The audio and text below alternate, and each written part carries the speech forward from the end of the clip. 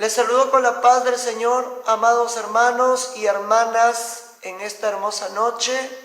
Seguimos con el tema, la parte 2, sobre el tema de la deidad de Jesucristo en el Nuevo Testamento. Ya está con nosotros el pastor Salomón Tuyú.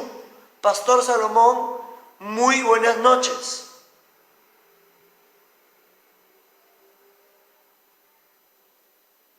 Puede prender su micrófono, Pastor Salomón. Amén, gloria a Dios.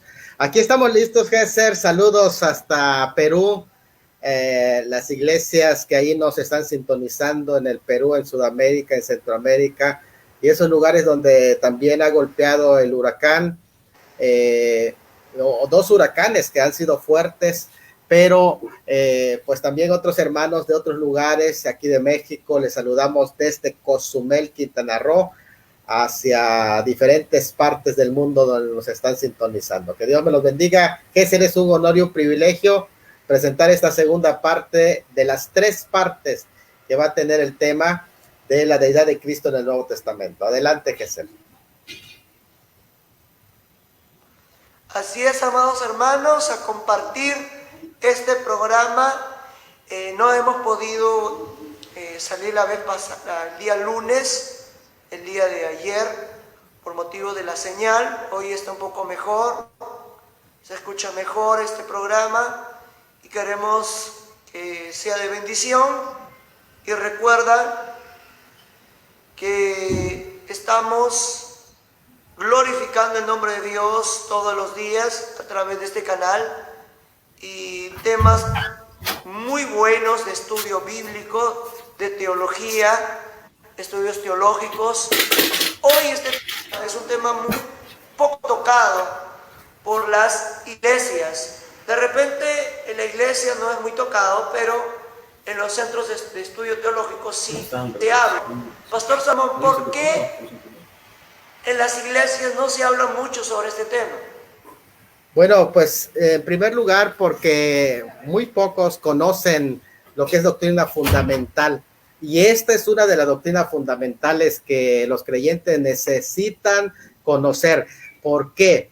Porque se trata de la persona de Cristo. Oiga, no es posible que tú estés adorando a Dios y no sabes quién es tu Dios, cómo es tu Dios, y en este caso, cuando hablamos del tema de la deidad de Cristo, pues estamos hablando precisamente de un tema súper importante que nosotros tenemos que tomar en cuenta al momento de acercarnos, ¿verdad? Tenemos que conocer quién es ese Dios al que nosotros estamos sirviendo, Géser. Claro que sí, es importante, no podemos descuidar, sobre todo, Géser, en este tiempo, cuando están permeando las herejías. Casi estamos retrocediendo a la época del siglo III, del siglo IV, incluso del siglo II, cuando estaba fuerte el tema de la naturaleza del Señor Jesucristo, que fue discutida desde diferentes ángulos, desde diferentes ponencias, y fue atacada la naturaleza de Cristo, el Hijo de Dios, desde diferentes plataformas, podemos decir, quienes, por un lado, enfatizaban su humanidad y descuidaban su deidad, y quienes enfatizaban su deidad y descuidaban el aspecto de su humanidad. Así que es muy importante conocer estos temas y debemos de estar al día con esta temática, mi hermano Géser. Adelante. Bueno, Pastor Salomón dijo un gran historiador, ¿no?, bien conocido en el mundo académico, el gran Justo González, dijo: no hay nada nuevo debajo del sol. Simplemente las herejías antiguas están rebrotando de nuevo en la iglesia del Señor. Ya no hay de repente esos herejes de la antigüedad, ¿no? Están apareciendo nuevos herejes, nuevos supuestamente maestros con doctrinas, entre comillas, que parecen verdad, pero no lo son. Es correcto. De hecho, ahora están surgiendo, no solamente estamos hablando de los movimientos surgidos del siglo XIX, 1830, estamos hablando del movimiento de los testigos de Jehová, de los mormones y de otros movimientos, sino que están resurgiendo grupos como los llamados efraimitas, que son algunos de ellos netzaritas y otros grupos más que llevan la línea judaica, de tal manera que ustedes saben que en el judaísmo se niega la deidad de Cristo, así que este es un tema muy importante que tenemos que conocer, porque bien dijiste en tu comentario, Gesser, no es algo que ellos redescubrieron, porque a mí me llama la atención, Gesser, que algunos de esos maestros salen diciendo que ya descubrieron, que ya son los iluminados, cuando son prácticamente herejías que ya la iglesia combatió desde el siglo II. Entonces, con los montanistas, con los ebionitas, perdón, más que nada, que ellos negaban la deidad de Cristo. Y este es un tema interesante porque también, por otro lado, los gnósticos negaban la encarnación de Cristo. Así que todos estos temas son temas de antaño, pero que requieren un refresh en cada uno de nosotros. Y pues hoy pues nos toca la segunda parte. Vamos a pedirles que compartan, y aquí yo estoy también compartiendo en grupos donde tenemos varios estudiantes de escuelas bíblicas, ¿verdad? Y pastores y líderes que también pueden y les interesa este tema de la deidad de Cristo. Adelante, Gesser. Hay que aclarar, como dije hace unos minutos atrás, como dijo el apóstol Pablo, dijo algo muy hermoso, Pastor Salomón: no me es gravoso repetir las mismas cosas, dijo el apóstol Pablo. Y el apóstol Pablo dice la epístola o la carta a los Gálatas, capítulo 1. Él va a decir: aun que bajare ángeles del cielo trayendo otro evangelio, no le creáis, es anatema. Hoy en día la doctrina de Cristo es uno de los temas, o es una de las doctrinas más atacadas en este tiempo. Amados hermanos, hermanas que nos están viendo a través de este canal digital, como es el canal digital Torre Fuerte, es el nombre de Jehová, a él correrá el justo y Jehová lo oye. Queremos invitarte desde aquí, desde este canal, a compartir con muchas más personas, aquellas personas que quieren aprender la palabra del Señor, que tienen hambre y sed de la palabra, a compartir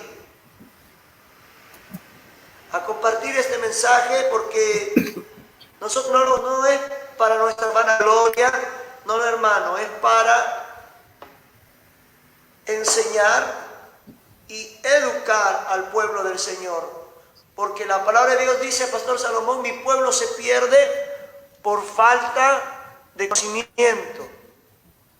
¿Qué opina, Pastor? Es correcto, estamos en una época de crisis doctrinal. De hecho, la iglesia en este momento está pasando en un periodo en el que se está convirtiendo en demasiada crédula. O sea, demasiada crédula, pero no a la fe bíblica, porque eso sería una fe cimentada. Pero está siendo muy crédula a todo la información que corre por redes sociales, toda la información que puede ver pues de alguna manera delante de ellos. No tienen tiempo para procesar la información, el cúmulo de información que hay en los medios de internet y otros más. Y esto es algo muy peligroso porque se están olvidando incluso de sus congregaciones, de sus pastores. Y esto es algo muy peligroso porque todo este proceso de formación doctrinal ya no lo consideran necesario, y eso está llevando a un analfabetismo teológico. Cuando hablo de teológico estoy diciendo bíblico, es lo mismo, o doctrinal, que es una crisis que está pasando la iglesia en general. Es tiempo de retomar la palabra y sentarnos a estudiar concienzudamente para ver si estas cosas que escuchamos son o no verdad, y analizarlo desde diferentes ángulos, porque eso es importante que lo tomemos. No nos vayamos con los primeros que nos digan, no, vamos a trabajar sobre esta temática de nuestra preparación espiritual y académica o bíblica. Adelante, Gesser.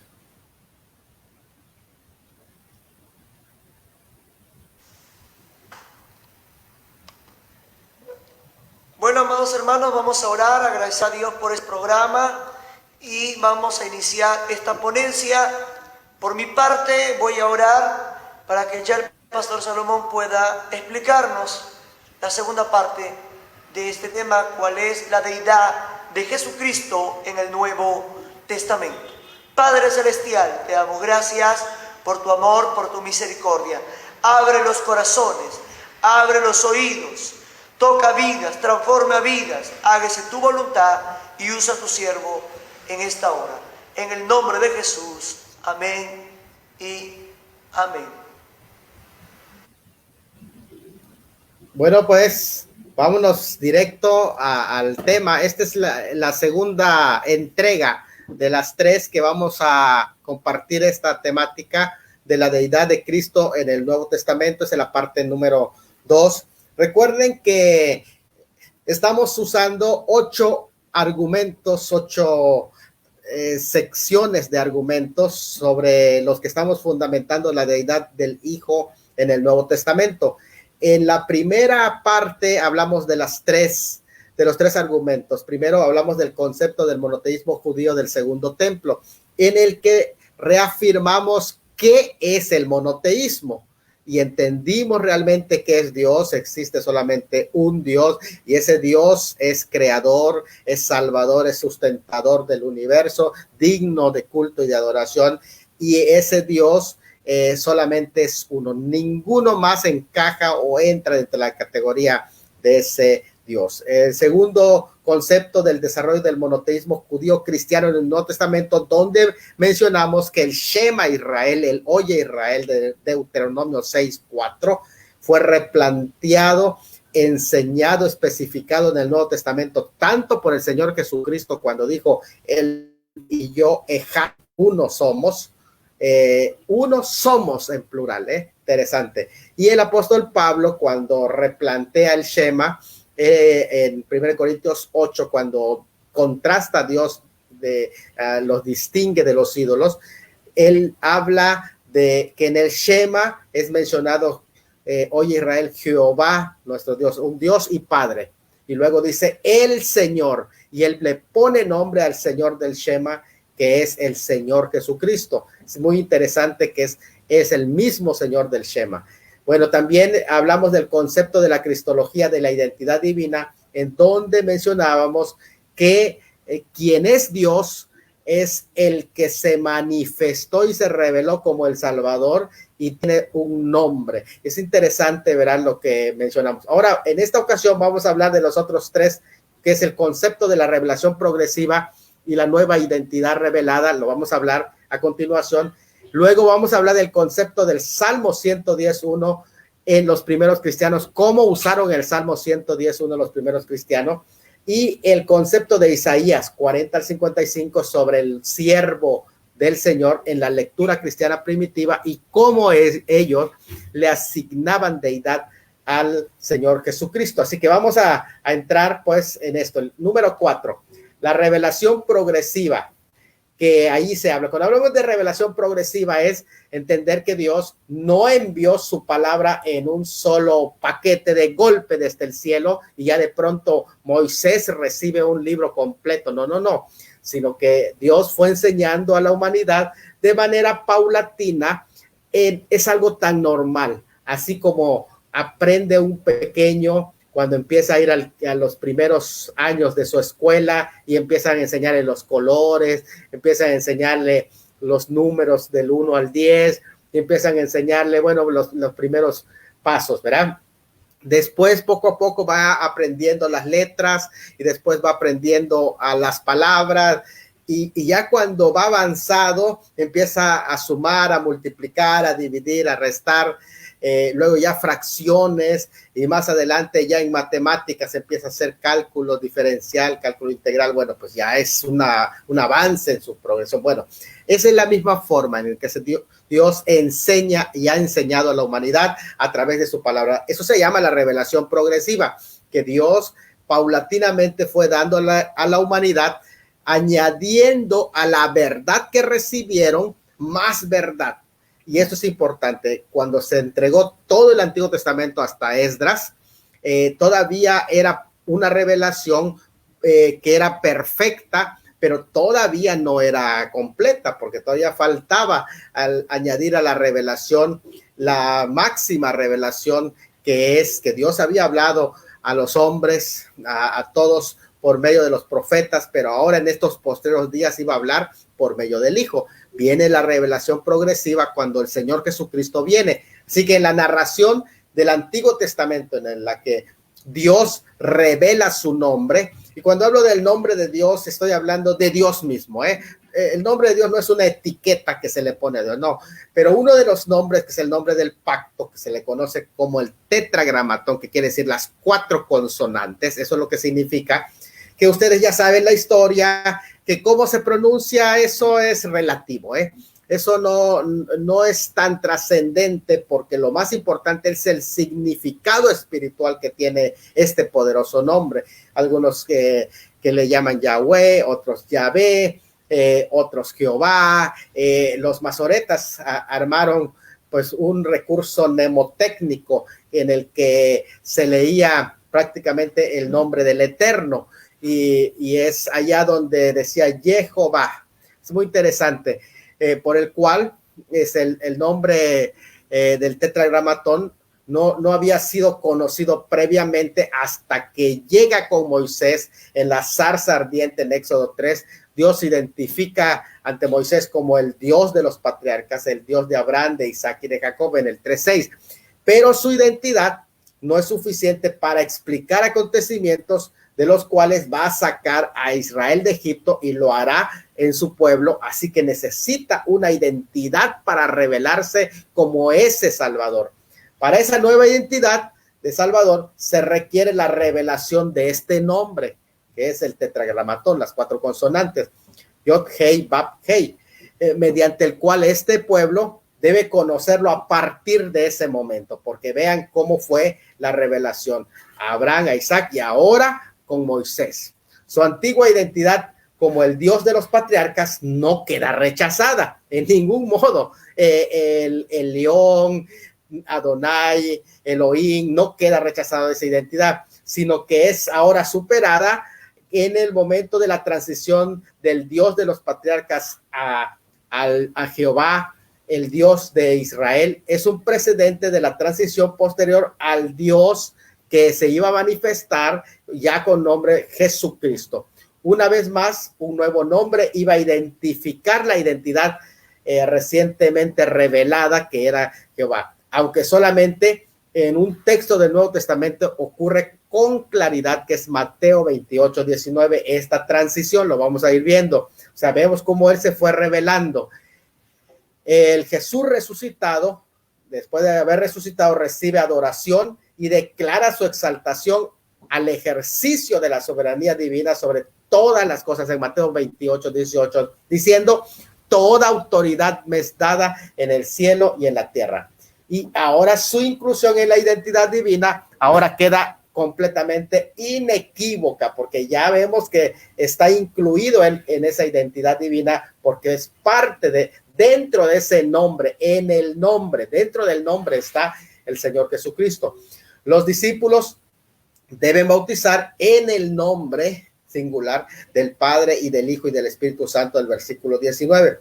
La fórmula, como en la frase llamado así, en el nombre del Señor, en la que el uso del Nuevo Testamento parte del Antiguo con referencia al bautismo y a la profesión de la fe cristiana, requiere precisamente el nombre divino. En ese sentido, el Padre, el Hijo y el Espíritu Santo, ese es el nombre divino.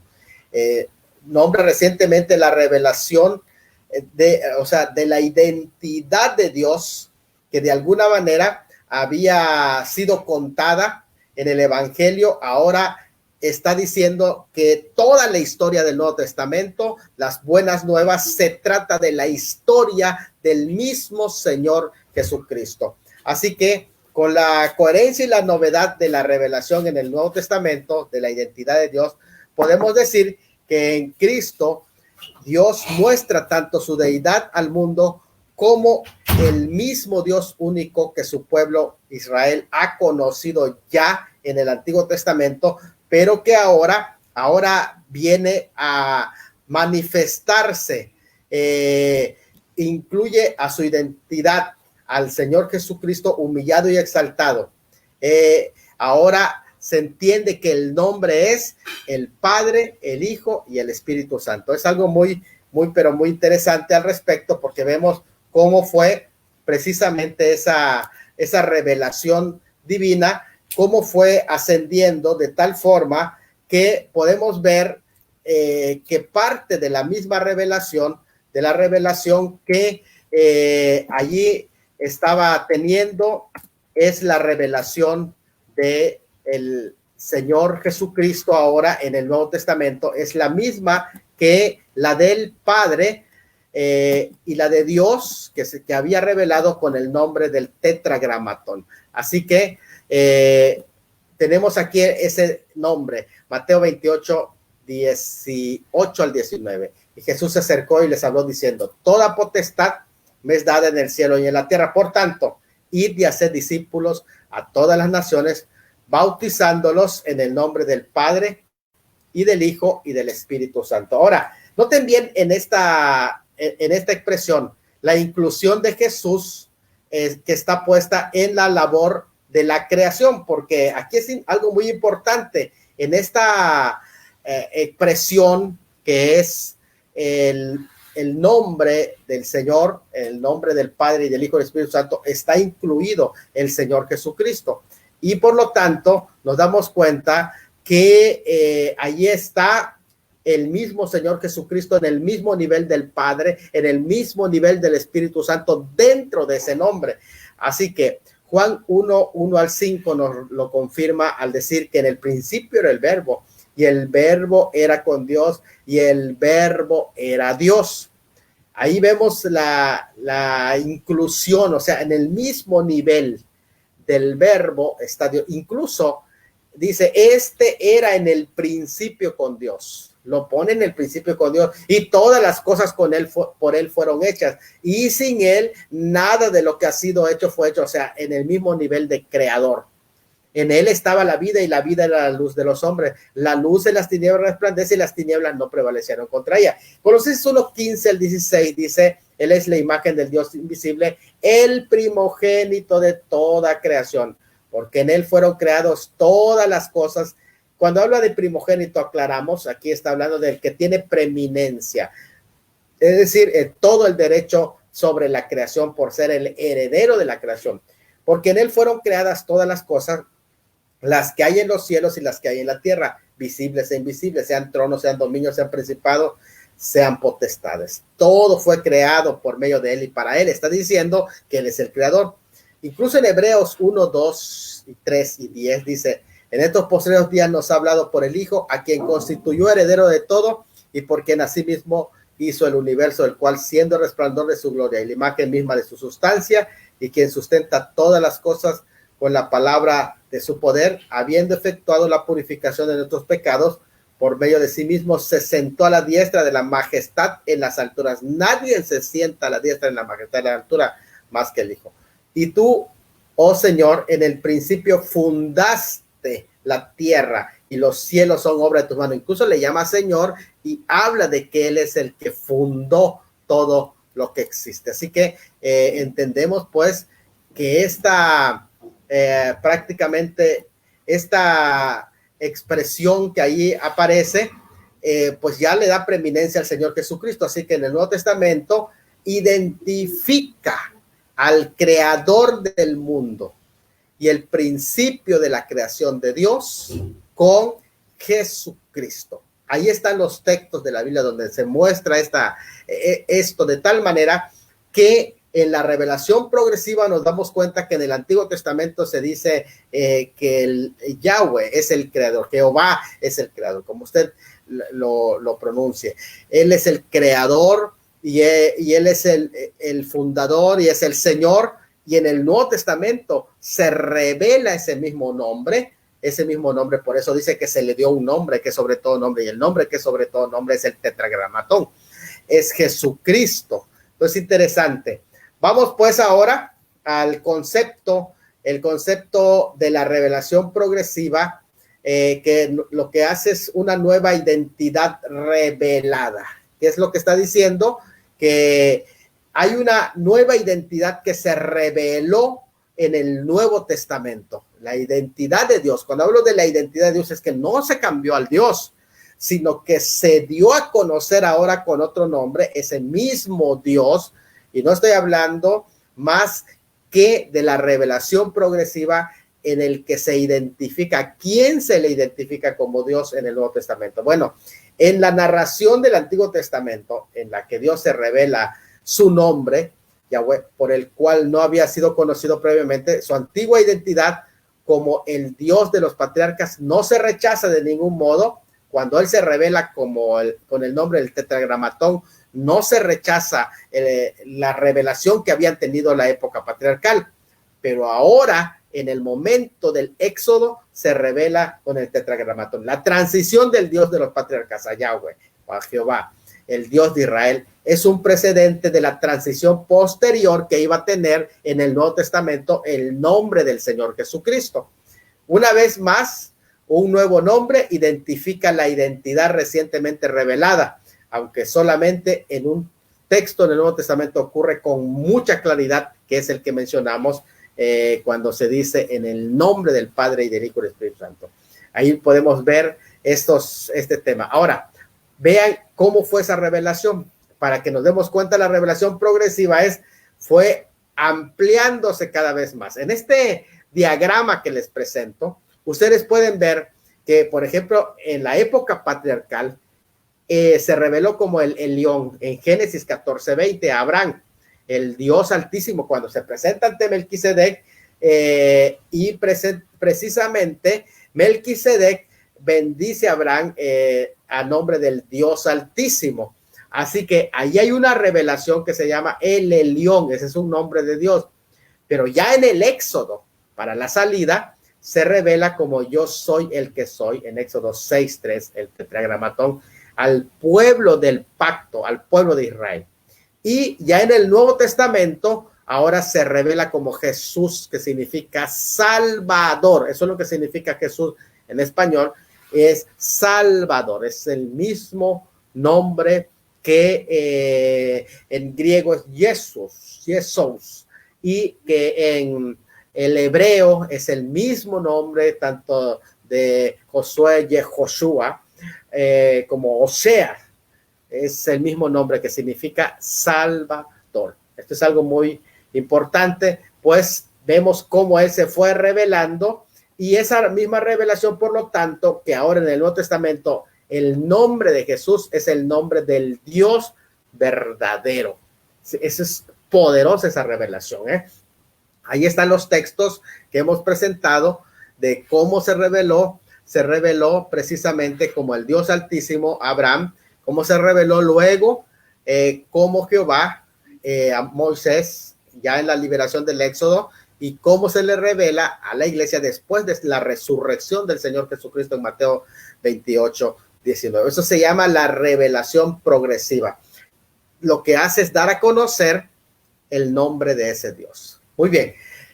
Si Cristo entra en ese nombre, pues definitivamente Él es Dios. Y dice en el nombre del Padre y del Hijo. Por tanto, el Hijo está en el mismo nivel que el Padre y que el Espíritu Santo, por lo tanto es Dios. Muy bien. Vamos al número 4. El concepto de la revelación progresiva. Nueva identidad revelada. Que ahí aparece precisamente mostrado, ¿verdad? Y 5, uso del Salmo 110 en los primeros cristianos. Ahora vamos a concentrarnos en la explicación del Salmo 110. Todos aquí nos concentramos, vamos a entender bien la explicación que se da en el Salmo 110 para después pasar en Isaías capítulos 45 al 55. Vamos pues, Salmo 110, versículos 1, allá también incluso en el 109.1 está relacionado en la Septuaginta, es el Salmo 109.1, pero aquí es el Salmo 110. Dice el Señor a mi Señor, siéntate a mi diestra hasta que ponga a tus enemigos por estrado de tus pies.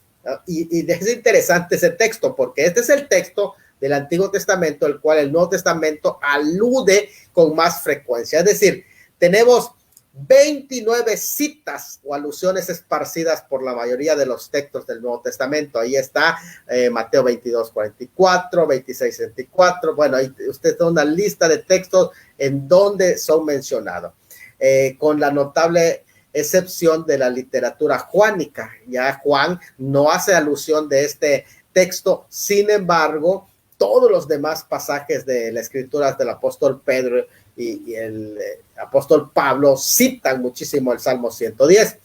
La idea a veces se combina con el versículo del Salmo 8:6. Hay una combinación de estos dos, del Salmo 110:1 y el 8:6. Combinados, hay una asociación de estos versículos citados en Mateo 22, en Marcos 12, 1 Corintios 15, 25 al 28, Efesios 1, 20 al 22, 1 Pedro 3, 22 y Hebreos 1, 13 al 2, 9. Hay una combinación de los dos salmos 110 y 8:6, el Salmo 8, que es quién es el hombre. Entonces, los cristianos primitivos, a diferencia de los rabinos, para quienes simplemente significaba que al Mesías se le otorgaba una posición de honor como un sujeto favorito junto al trono divino, donde se sienta inactivo esperando la inauguración de su gobierno en la tierra. A diferencia, los primeros cristianos lo leían de forma diferente. Situaban al Señor Jesús en el trono divino mismo, ejerciendo el señorío sobre todas las cosas. Y esto es algo muy importante, porque dentro del judaísmo del segundo templo se entendía que hay un Mesías, pero ya la interpretación que da la iglesia cristiana que procede del judaísmo, que ya lo hemos mencionado, ellos sitúan al Señor Jesucristo en el trono. La interpretación mesiánica de los salmos reales, en este sentido en general, nos hace esperar que cuando los judíos del periodo del segundo templo interpretaban el Salmo 110, lo aplicaban al Mesías. Y esto es algo común, normal, o sea, porque es un salmo mesiánico.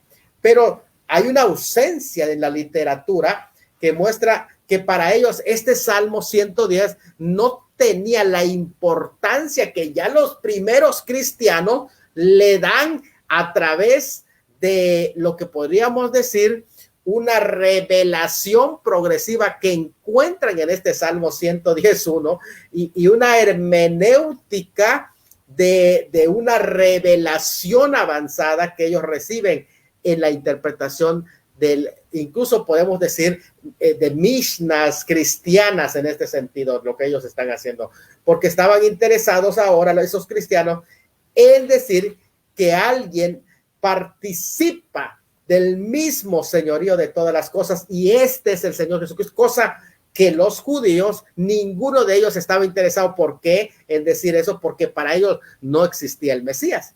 Ahora, pero este salmo fue usado por los creyentes para reclamar de un modo especial la deidad del Señor Jesucristo, de acuerdo con un monoteísmo judío, y adjudicaban señorío sobre todo. Incluso tenemos que entender que lo entronizaban en un lugar cósmico, es decir, exaltado sobre todo lo creado, que eso es una imagen de sublimidad, de tal manera que este Mesías tenía incluso hasta títulos divinos. Ya cuando leen en el Salmo 110, dijo el Señor, el Adonai, dijo a mi Adonai.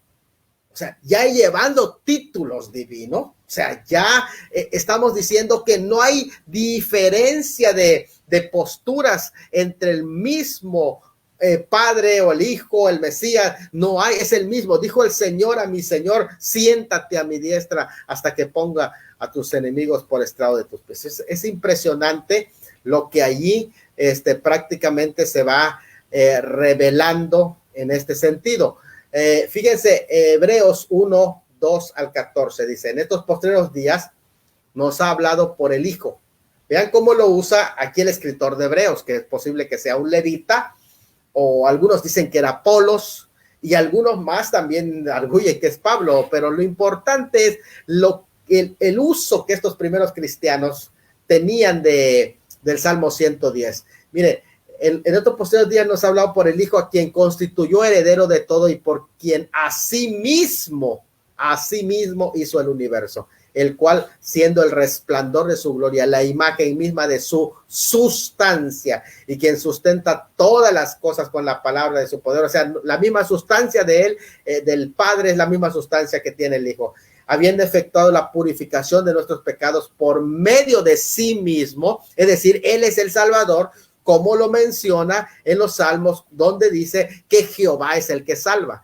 Se sentó a la diestra de la majestad de las alturas. O sea, lo que está argumentando aquí es que el Hijo es el mismo Jehová. Y hecho tanto superior a los ángeles, cuanto heredó más excelente nombre que todos ellos. ¿Y cuál es el nombre que es sobre todo nombre? Que heredó, según Filipenses, es el tetragramatón. O sea, las 4 consonantes. Yod, Hei, Bab, Hei. El Hijo superior a los ángeles. ¿Por qué? ¿A cuál de los ángeles dijo Dios jamás, mi hijo eres tú? Y cuando se habla de hijo, está hablando en naturaleza, es decir, que un humano concibe otro humano. O sea, no es un nivel de un humano menor de calidad de naturaleza, no, es un humano, es otro humano. Mi hijo eres tú, yo te he engendrado hoy, y otra vez yo seré a él padre y él me será hijo. Otra vez, cuando introduce al primogénito en el mundo, dice, adórenle todos los ángeles de Dios. O sea, ¿cómo va a ser posible esto? Que está pidiendo al Padre que le den culto al Hijo. Si el Hijo no es Dios, entonces ya tenemos aquí un problema con idolatría del mismo Padre pidiendo que adoren al Hijo. Ciertamente que de los ángeles dice, el que hace a sus ángeles espíritus y a sus ministros, servidores, llama de fuego. Más hay una diferencia más. Del Hijo dice, tu trono, oh Dios, por el siglo del siglo, cetro de equidad es el cetro de tu reino. Has amado la justicia y aborrecido la maldad, por lo cual te ungió Dios, el Dios tuyo, es tu Dios, y también Dios le llama Dios, con óleo de alegría más que a todos tus compañeros. Y tú, oh Señor Adonai, en el principio fundaste la tierra y los cielos, son obra de tus manos. Ellos perecerán, mas tú permaneces, y todos ellos envejecerán como una vestidura, y como un vestido los envolverás y serán mudados, pero tú eres el mismo, y tus años no acabarán, o sea, eres eterno. Pues a cuál de los ángeles dijo Dios jamás, siéntate a mi diestra hasta que ponga a tus enemigos por estrado de tus pies. Son todos espíritus ministradores enviados para el servicio a favor de los que sirven a Dios, pero hay una diferencia con el Hijo. O sea, es impresionante. De esa forma similar en este gran pasaje cristológico de Hebreos 1, donde se despliega una concatenación de citas espirituales para explicar el significado completo del Salmo 110:1, con el que concluye esta concatenación. La importancia de la exaltación de Jesús a la diestra del Padre se expone al demostrar su superioridad sobre todos los ángeles. O sea, la idea es que Jesús ahora comparte la propia exaltación de Dios y su soberanía sobre todos los poderes angelicales. O sea, y esta superioridad se ilustra tanto en la altura espacial en 1.3 y 1.4 como en una diferencia cualitativa dentro de la diferencia de la naturaleza, de qué es la naturaleza de los ángeles y qué es la naturaleza del Hijo. Los ángeles, según el pasaje, no son más que sirvientes de Dios, pero Cristo, quien ocupa asimismo el trono divino, escuche, ocupa el trono divino, participa en la propia soberanía de Dios y es, por lo tanto, servido por los ángeles. Y el propósito no es polemizar contra los ángeles o hacer que los ángeles... No. El propósito era, porque de alguna manera lo que se afirma sobre los ángeles pues sería controvertido para ningún lector judío. Eso era normal, son servidores.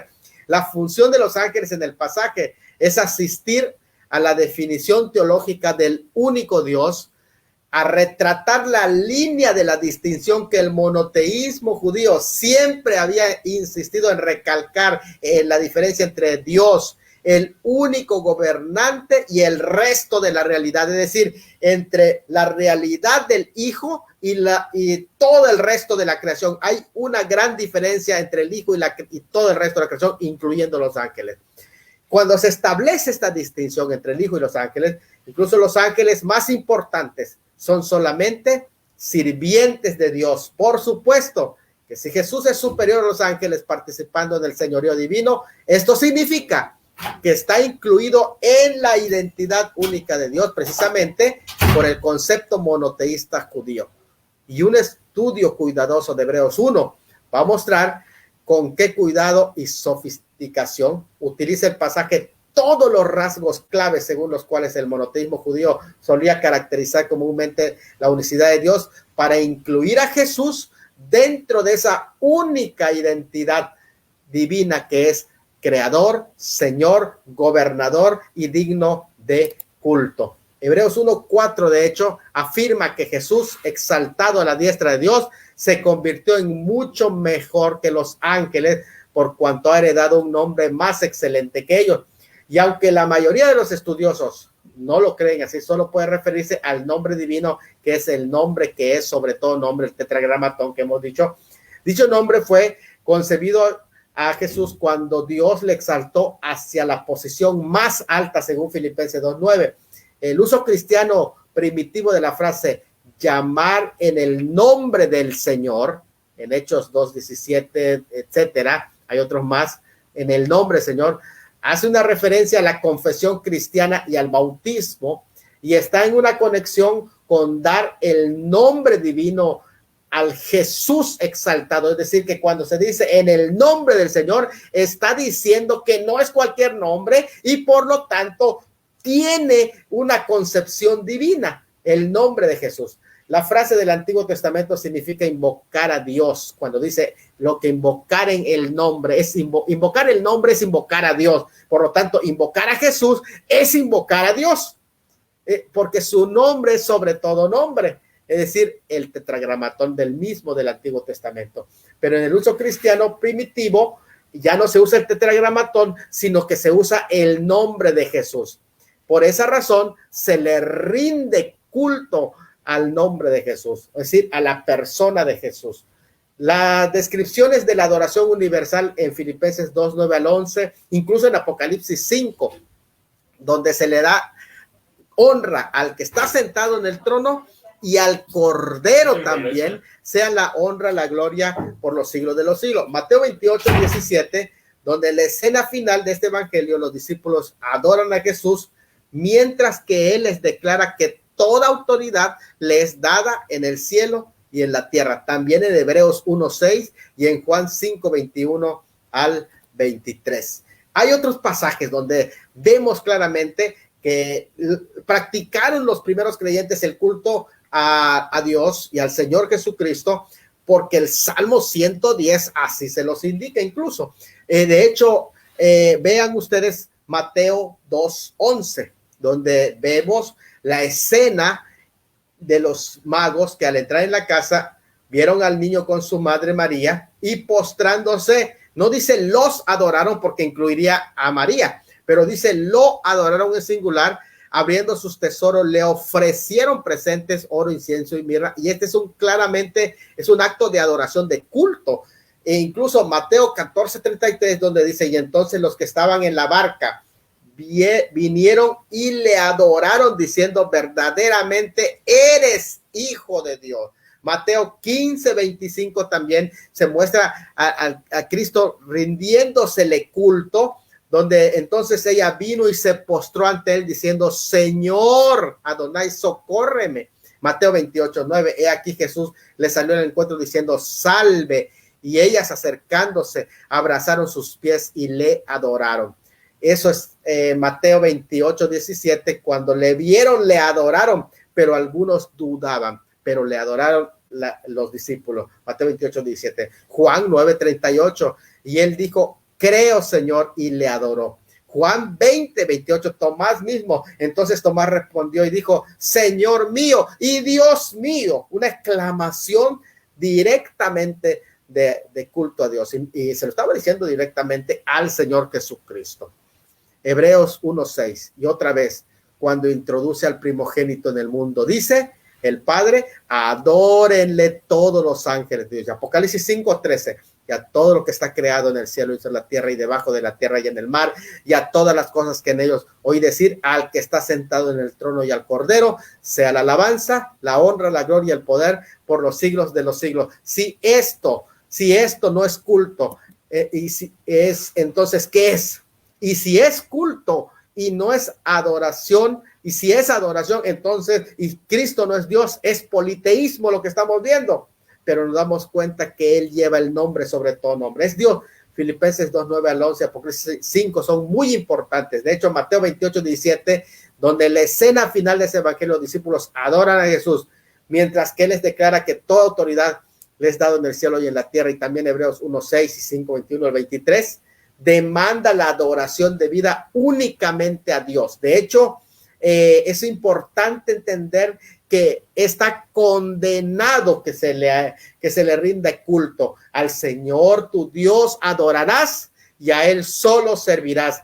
Por lo tanto, si a Él solo merece el culto y la adoración, entonces Jesús es el único Dios verdadero. Entonces, el concepto del Salmo 110:1 en los primeros cristianos nos enseña que los cristianos entendían, de acuerdo a este salmo, que el señorío del Señor Jesucristo estaba sobre todo.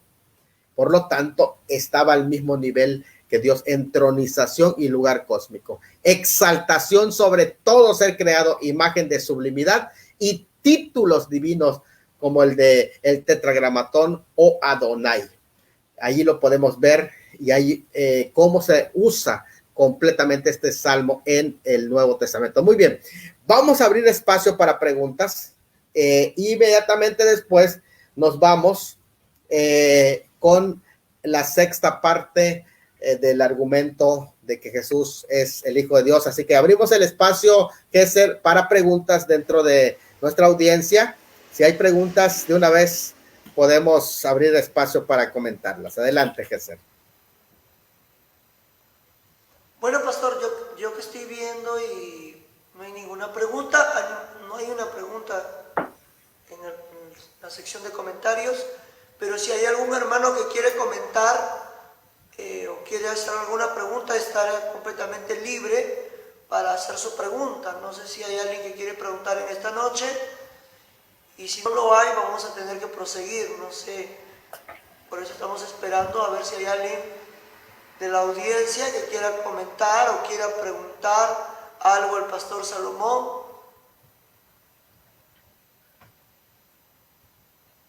Muy bien. Sin miedo, amados hermanos. Bueno, pastor Salomón, yo tengo una pregunta. Adelante, gente. Ya, y la siguiente. La pregunta sería, pastor Salomón, ¿por qué confunde, o no sería la palabra confunde, ¿no? ¿Por qué en el ámbito judío, no hay un buen esclarecimiento sobre este tema? Muy bien. Este es un buen punto. Miren, hay varias situaciones que se dan. Lo primero que tenemos que saber es la distinción de los judaísmos. El judaísmo del segundo templo, incluidos los discípulos, ellos sí tienen un entendimiento de que el Mesías y estos textos que hemos mencionado son textos mesiánicos, ¿sí? Sin embargo, dentro del judaísmo ya posterior al segundo templo, no estaban interesados en afirmar estos textos como mesiánicos por razón de que al hacerlo así, claramente tendrían que aceptar que en Jesucristo se cumplen y se calzan exactamente estos textos. En segundo lugar, ellos entienden, ya sea de dos maneras, al Mesías. Número uno, un Mesías sufriente y un Mesías reinante. Entonces, para ellos, hay dos Mesías, un Mesías que sería hijo de José, Ben Yosef, sería un Mesías, y el otro que sería Ben David, un hijo de David. Es decir, que puede ser dos Mesías, o de otra manera, ¿cómo se puede cumplir un Mesías cuando él viene como siervo? Si se aplica todos los textos como el Salmo 110 que menciona a este Mesías, como Isaías 53, que menciona al siervo. ¿Cómo es posible que es un siervo, que es un sacerdote y que incluso hasta aparece sufriendo y a la vez va a reinar? Incluso llega el momento en que va a morir. Pero ¿cómo puede ser posible esto? Eso no es posible. La diferencia que en la revelación progresiva, los primeros cristianos entendieron claramente que hay una primera venida del Mesías como cordero, cuando viene como siervo, es su primera venida, y la segunda venida cuando viene a reinar.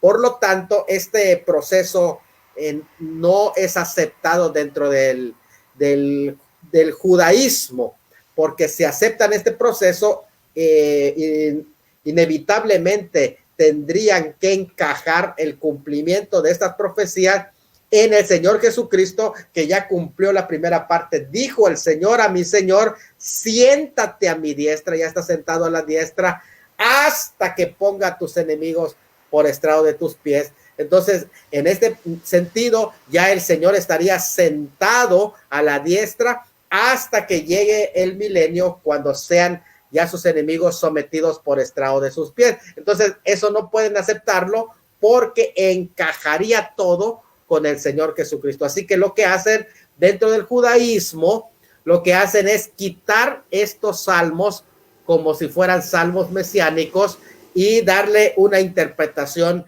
dentro del lo que le llaman ellos corporativo, dentro de el pueblo de Israel. Entonces ya así no se cumplen en el Mesías, sino que se cumplen en el pueblo de Israel. Recuerden esto, que hay el pueblo mesiánico y el Mesías van paralelos, van juntos.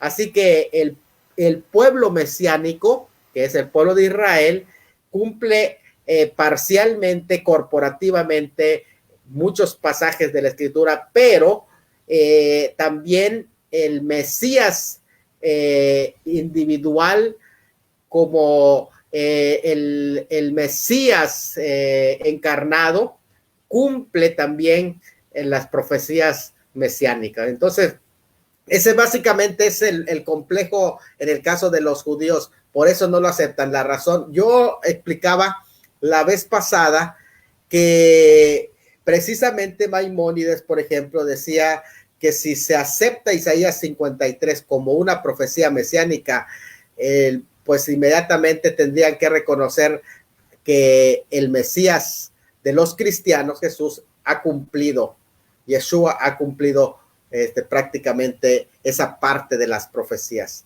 Pero pues no lo aceptan, precisamente para que no encajen en el Señor Jesucristo el cumplimiento de las profecías mesiánicas. Entonces, básicamente eso es lo que estamos llevando. Ahora, también se les complica el concepto de un monoteísmo, porque el monoteísmo debe de entenderse a la luz de las Sagradas Escrituras. Un solo Dios, y no estamos hablando de un Dios en el sentido de la cosmovisión griega, sino que tiene que entenderse en el concepto del Antiguo Testamento. Dios es el creador, Dios es el Señor, el que gobierna a todos y es el digno de culto.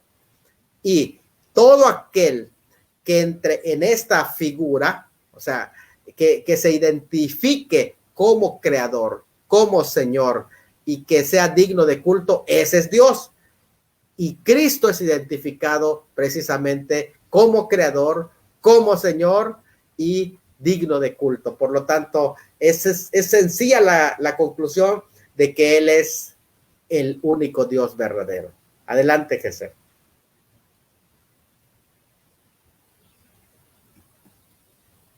Adelante, Jesús. Bueno, pastor, continúe con la exposición para que podamos entender un poco más. Muy bien. Vamos pues a lo que podríamos llamar el Salmo 110, ya lo vimos. Muy bien.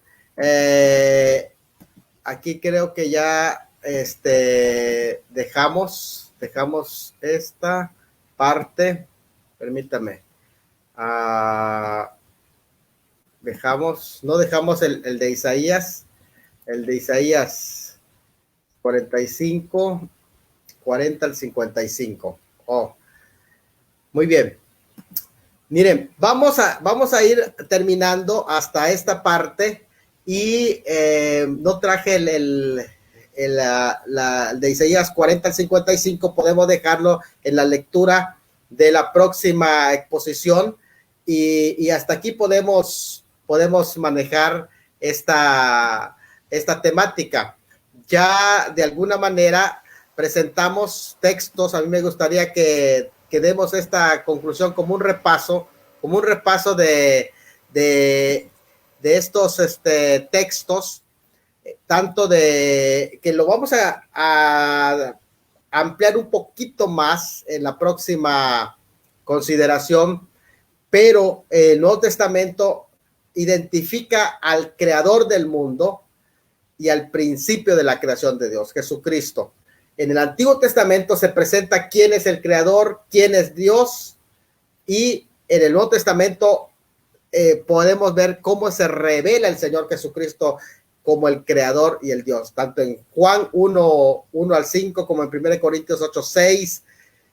Incluso 1 Corintios 8, 6 se le presenta como el Señor dentro del Shema.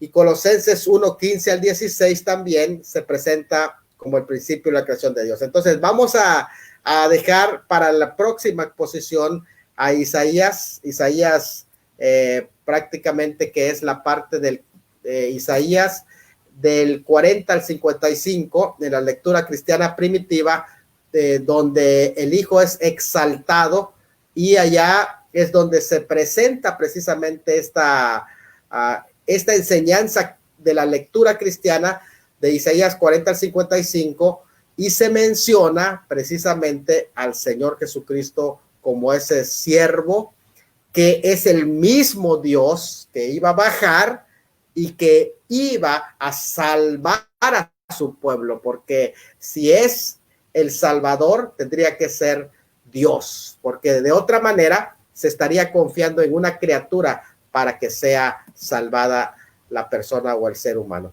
Bueno, pues hasta aquí podemos dejar en este momento, y podemos continuar ya con la tercera parte en la próxima exposición. ¿Qué te parece, Jesús? Muy buena, Pastor Salomón. Fue muy bueno este programa. Esta vez no hubo problemas, amados hermanos. Esperemos que usted pueda ver este video, lo pueda compartir, lo pueda volver a ver, lo puede descargar Estos videos estarán poniéndose en el canal de YouTube, el canal digital Torre Fuerte, y también los videos se va a poder poner también en instrucción teológica. Bueno, amados hermanos, vamos a orar y agradecer a Dios por este programa. Padre Celestial, te damos gracias, hágase tu voluntad en la vida de mis hermanos, y que este programa haya sido de bendición. Bendícelos, multiplica sus fuerzas, aquel que esté cansado, aquel que esté débil. Padre, ayúdalo, fortalécelo, y Padre, gracias porque hemos aprendido un poco más de tu palabra. En el nombre de Jesús, amén y amén. Que Dios me lo bendiga. Nos vemos en la tercera entrega de este programa. Y bueno, los que quieren comentar, pueden comentar allí en el video. Coméntenos, háblennos. Saludamos a nuestra hermana Marjorie y a todos los que están aquí viéndonos. Bueno, hoy día estuvieron muy callados los hermanos, pero gloria a Dios. Gracias por acompañarnos en este programa. Hasta una tercera oportunidad, Pastor Salomón. Bendiciones. Amén. Dios me lo bendiga.